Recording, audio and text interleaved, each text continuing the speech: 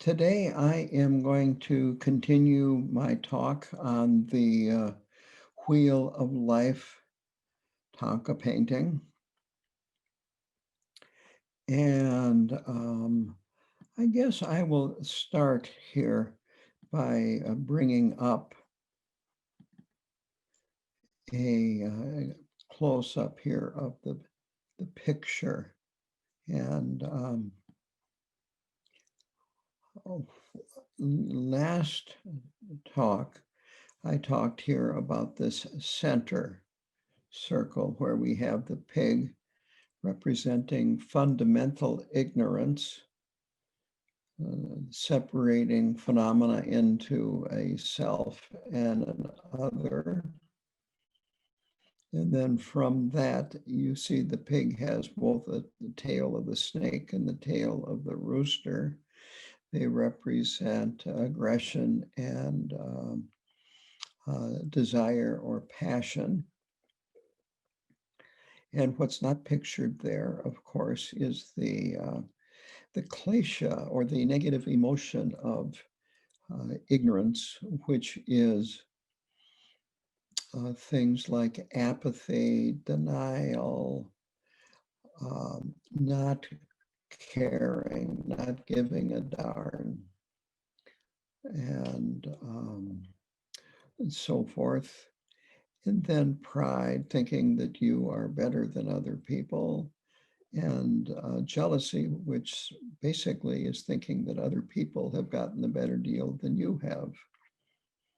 But from that then arises actions of body, speech, and mind. And those actions create karma. Karma is just cause and effect. Those actions are the cause, and the effect is karma that will bring conditions in the future that either are favorable or unfavorable. And so that is the second circle. And here on the right side, where I've got this, it looks like a hand. Let's call it the cursor. We have beings here that are tied up and being drawn down to lower states, lower realms, by two blue demons. And over here, we have beings that are going up from the result of their positive actions. And you can see some of them are monks, some of them are lay people, men and women, and they're being led here at the top. He has an outstretched arm, and this is the beginning of the path, the Buddhist path, which leads to liberation. So they are being led up by this bodhisattva here. And as you can see, they're walking on clouds. And they're walking freely, they're not bound. So with that, I'm going to get into the actual talk. And so it really is causality and this fundamental not knowing, this fundamental ignorance, which actually is an active not knowing. It is taking that which is not a self to be a self, and that which is not other to be an other. But this is really the basis of samsara. This is why we experience it. And Buddhism is called the middle way because it looks at itself as the in-between or in the middle of two ways of looking at the way the world works. One way is that there is a higher power or a God or gods that cause things. And the other is that there is no causality. And this is nihilism. And basically that if you adhere to that, it is that it really doesn't matter much because at the point of death, that's it. There's nothing that goes beyond that. And if there is something, it's uninfluenced by what we do in this lifetime. So these are the two extremes. One being the nihilism that nothing really matters ultimately, and the other is that things are caused by a higher power of one type or another. And so Buddhism, causality is actually in, you might say, our hands. We are the ones that cause things to happen. It may take lifetimes before the results of our actions actually manifest. But very simply, the Buddha said, because of this, that arises. And he talked about interdependence also. And that is that things arise not because of a first cause or a God, but they arise because of other causes and conditions. So things arise because they are not independent, they are not separate, and they are not permanent or real. So this is a very important point because this comes up over and over again, not only about causality, but also about this idea that we have that there is something real to our self-identity or a self. We think in our confusion that there is something independent, separate, and permanent about ourselves. But I will go into that at a later time. So the Buddha said that there are secondary causes and primary causes and conditions. Primary causes are necessary for something to happen, and secondary causes contribute to the arising of a particular phenomenon. And that there is outer and inner interdependent arising. It is outer interdependent arising, how outer phenomena arises, and inner interdependent arising is how our minds work. And this is how samsara is created. It is created within our minds. Once you attain realization, you could say nothing has changed.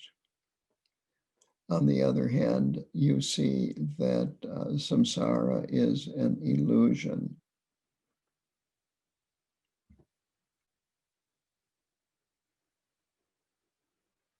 So there are three levels of dependent arising or interdependence.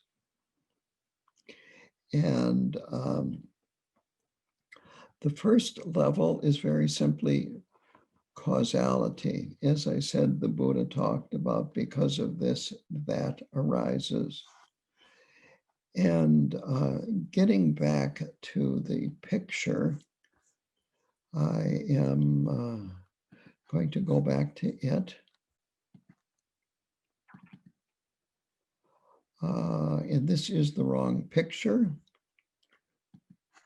I need to get a bigger picture.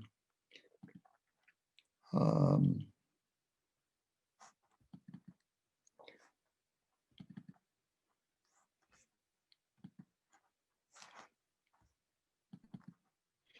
Here is the bigger picture. And this level of causality is explained in these 12 links that go around the outer perimeter of this wheel of life. And they explain how we go from lifetime to lifetime based on causality. And again, I will go into this in more detail in a future talk, but that is the first level of causality. That phenomena arise due to causes and conditions, not a permanent deity. The second level of dependent arising is that due to the production of this, that is produced. And very simply, this means that permanent phenomena cannot create effects. And the phenomena of samsara arise from conditions and causes that are impermanent. So there is not a permanent something out there that causes things.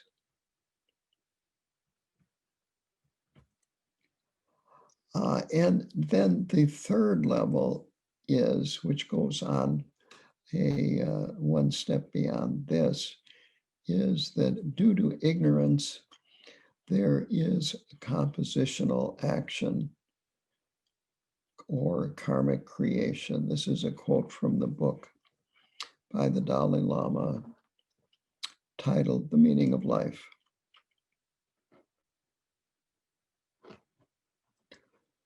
So it is one step after another, after another, after another that binds us in samsara. And it is very difficult, you might say, to get out because our habitual patterns are so strong. And our clinging to this ignorance, which is the root of samsara, thinking that we have a separate, independent, permanent self, and that there also are separate, independent, permanent others out there. And it is this ignorance that is the cause of rebirth, and rebirth is the cause of old age, sickness, and death.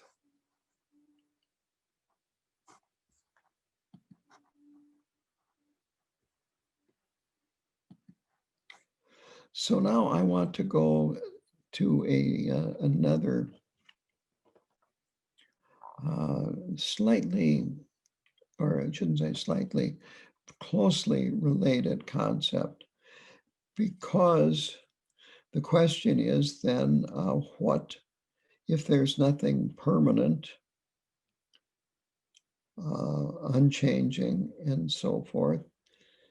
What is it that goes from lifetime to lifetime? Why is it that in our present lifetime we have brought karma with us from past lifetimes? And this was a question that the Buddha himself did not actually answer. It was much later in India when we had a school of Buddhism that came to be known as Yogacara, Yogacara,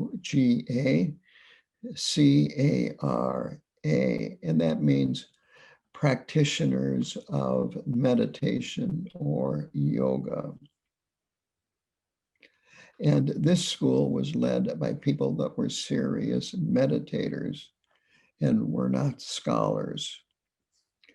Up till this time, it was felt that our minds have 6 consciousnesses that which are the first 5 are those related to our physical senses of sight, sound, taste, touch, and smell. And the 6th consciousness was a mental consciousness, which you might say acted like the supervisor that took information from these other 5 consciousnesses and then developed all kinds of thoughts, emotions, and so on. And what the Yogacara practitioners, the top ones, realized when they were meditating was that there are 2 other levels of consciousness. The 7th, which is sometimes called the klesha consciousness, it is fairly stable. The first 6 are unstable. If you're not seeing anything, your consciousness of sight is not doing anything unless it's hallucinating. And it's that way with the other 5 consciousnesses, even our mental consciousness. There can be times when our mental consciousness is not working, not active, maybe is a better way to put it. Not working assumes that it could also mean that it's not working properly. The 7th consciousness is constantly going, I, me, mine. What does this have to do with me? Constantly interpreting information from the first 6 in terms of me. And then the 8th consciousness is called the storehouse consciousness. And this is where karma is stored in our minds.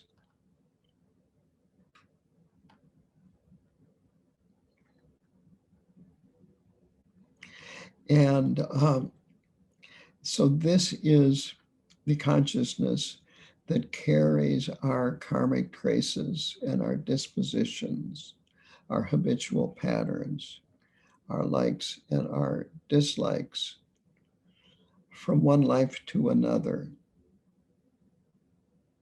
So that even though our bodies are impermanent, and even though our minds are constantly changing, there is this karmic conditioning that goes with us from one lifetime to another because of this 8th consciousness or storehouse consciousness.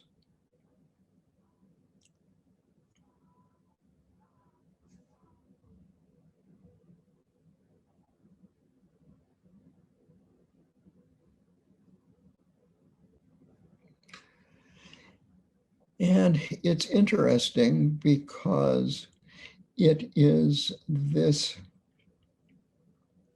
8th consciousness that is, at least Kralig Rinpoche felt, is equivalent to the Western psychiatrists and psychologists' idea of the unconscious mind.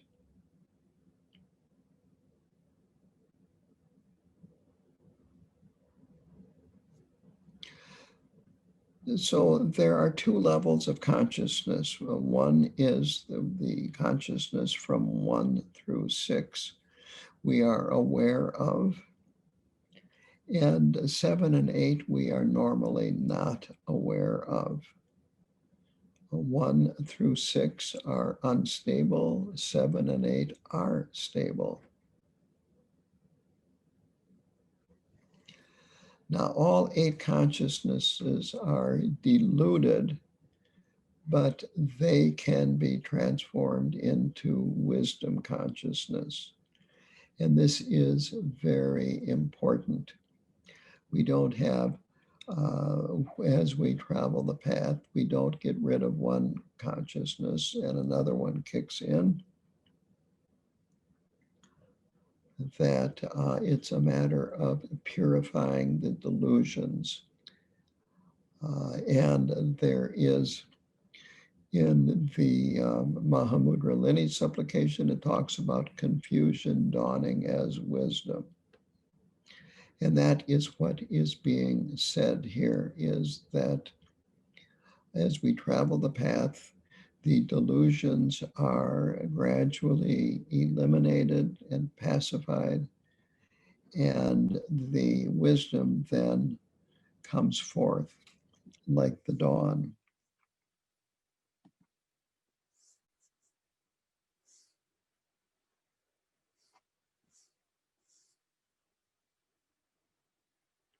So that is a little bit about karma.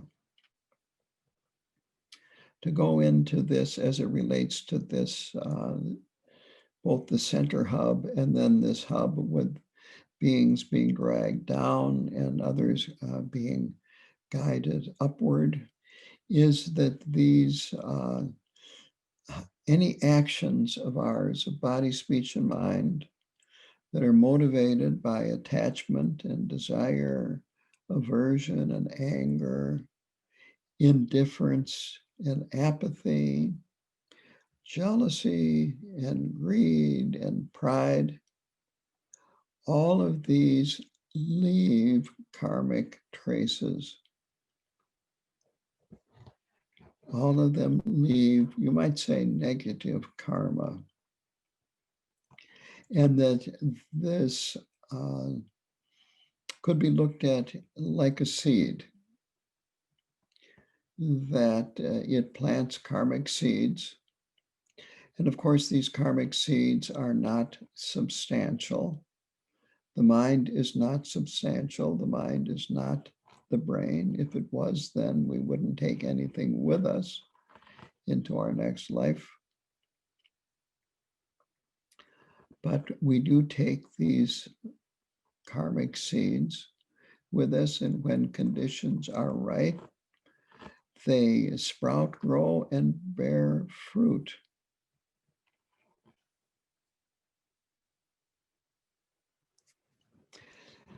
Actions of body, speech, and mind are positive, negative, or neutral.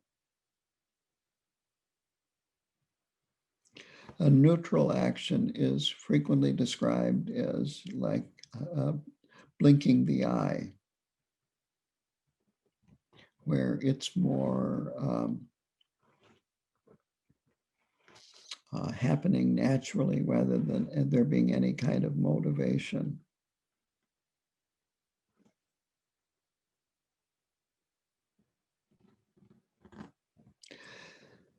So I have talked about the karma as being like seed, and then later on sprouting, growing, and bearing fruit.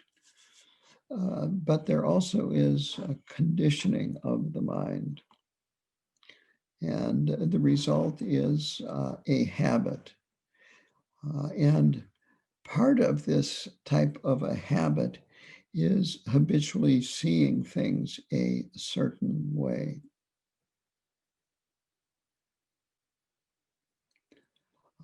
It is, for instance, preferring hot peppers, whereas many people do not prefer hot peppers. But some people have this mental conditioning and they actually crave hot peppers. Or it might be another way to look at this is that some people seem to be almost habitually happy, that they see things in a positive way, and when bad things happen, they don't stay in a negative place, even though they may visit it, but they quickly bounce back from that negative place. Well, other people tend to see things negatively most of the time. Some people take almost everything in life very seriously, and other people do not take things all that seriously. That only a few things do they really take extremely seriously. And all of this is a result of mental conditioning. So it's important to realize this, that there is both the karmic seeds of cause and effect, and also this mental conditioning. So very simply, it can't be put really much simpler than this. Virtuous actions lead to rebirth in the higher realms, and non-virtuous actions lead to the lower realms. And there are, to begin with, 10 non-virtuous actions of body, speech, and mind. And these, of course, are to be avoided. The 3 of body to be avoided are killing, stealing, taking that which is not freely given, and also sexual misconduct. And before I go into those, you need to have 3 elements present for the karma to be the most either serious or to have it be really good karma, if it's a positive action that you have engaged in. And the first is the motivation to do the action. The second is actually completing the action. And then thirdly, rejoicing and being happy in the completion of that action.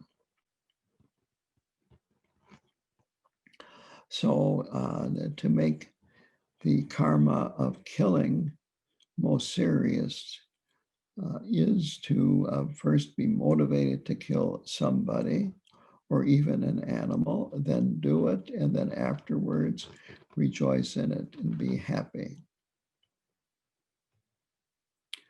And the sexual misconduct, that is, it has a number of different points to it. It's complicated. Sex is complicated. So the first one would be to have sex with somebody where there is coercion involved, even if it is verbal coercion. Another is to have sex with somebody who is not your committed partner. A third would be to have sex with somebody who has vows of celibacy, like a monk or a nun, or lay vows of celibacy. And another one would be to have sex with somebody who is in a committed relationship with somebody other than you. And finally, having sex with someone that is underage. And this is very cultural, this underage. In our country, the law is under 18. So all of those would be non-virtuous actions relating to sex. Then there are 4 non-virtuous actions of mind. And the first one is lying.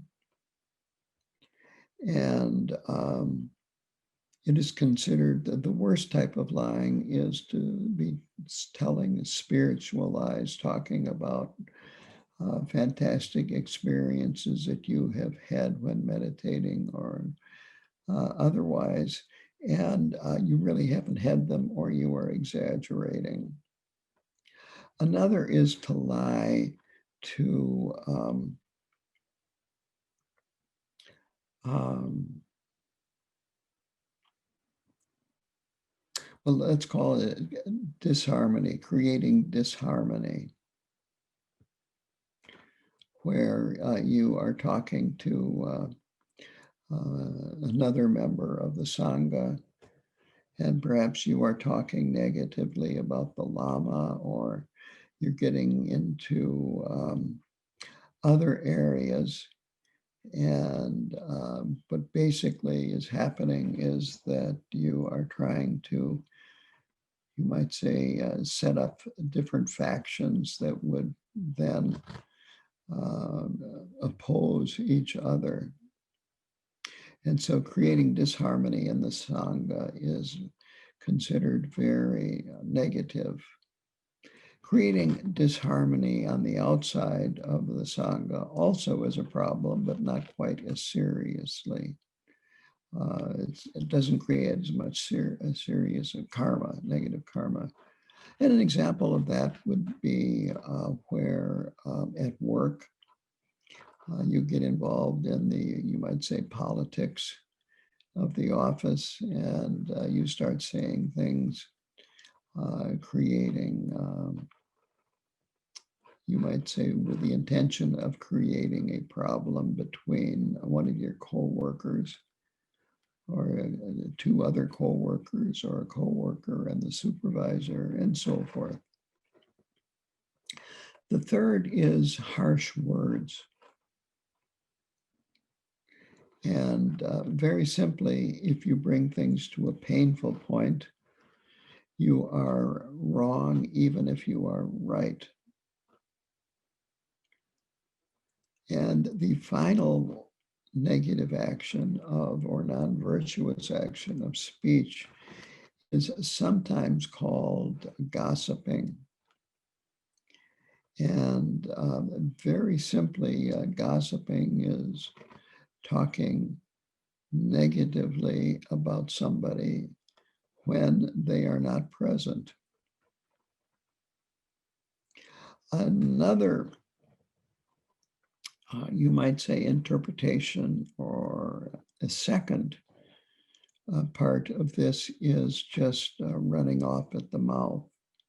And what's negative about that is that you're wasting your own time and you're wasting the time of other people. And so the opposite of these negative actions are what are called the 10 virtuous actions. So in this case, it would be to say things meaningful. Instead of lying, speak the truth.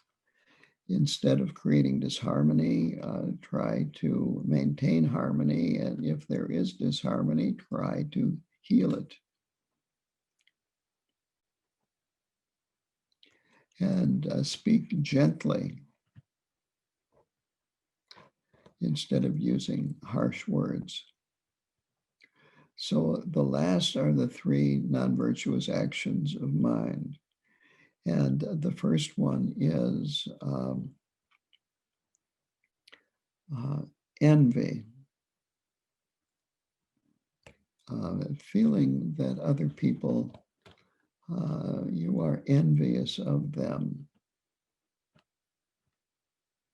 And perhaps wishing that you had what they had and they didn't have it. The remedy for envy, by the way, is rejoicing in the merit of the person that you could have been envious of. And because it took great merit to accumulate whatever it is that you're envious of.